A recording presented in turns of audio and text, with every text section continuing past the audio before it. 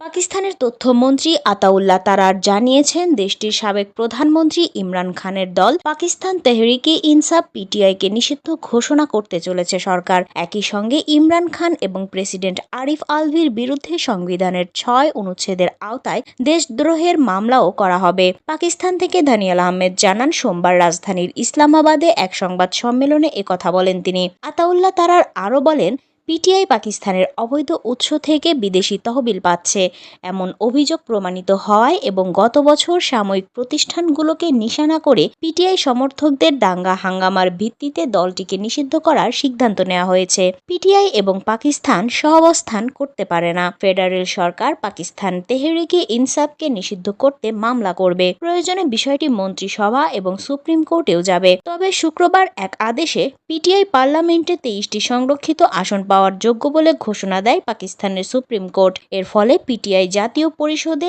একক বৃহত্তর দল হিসেবে আবির্ভূত হওয়ার পথ প্রস্তুত হয় এবং সরকারের ওপরও চাপ বাড়ে। এর পরপরই পিটিআইকে নিষিদ্ধ করার বিষয়ে সরকারের সিদ্ধান্তের ঘোষণা আসে।